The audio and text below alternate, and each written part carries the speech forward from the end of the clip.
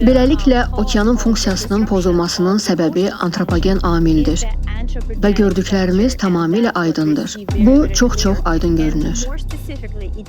Konkret desək, bu bizim yaratdığımız və indi okeanın hər yerində olan plastikdir. Okeanlar əvvəllər olduğu kimi istiliyi çıxarmaq əvəzinə, indi planetimiz üçün istilik saxlayan qalın bir yorğan rolunu oynayır. Halbuki planetin soyumasına çox ehtiyacı var. Unutmayın ki, okean planetin səthinin 71%-ni örtür. Biz başa düşürük ki, plastik okeanda istiliyi saxlamağa kömək edir və istiliyin atmosferə yayılmasına mane olur. Bəs okeana, özü nə üçün isinməyə başlayır? Bəlkə okeana başqa bir yerdən əlavə istilik gəlir? Gəlin növbəti qrafika baxaq. Ola bilsin, o bizə cavab verir.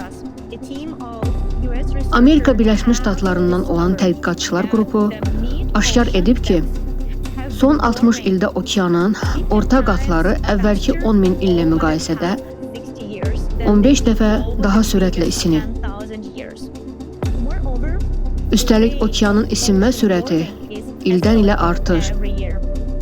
Günəş işığının çatmadığı dərinliklərdə temperaturun yüksəlməsi üçün böyük miqdarda enerji tələb olunur. Buna görə də növbəti sualı verməliyik.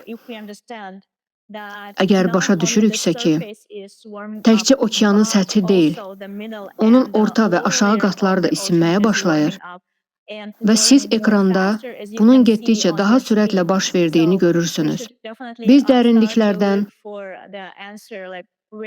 okeanı isidən enerjinin mənbəyini tapmağa başlamalıyıq.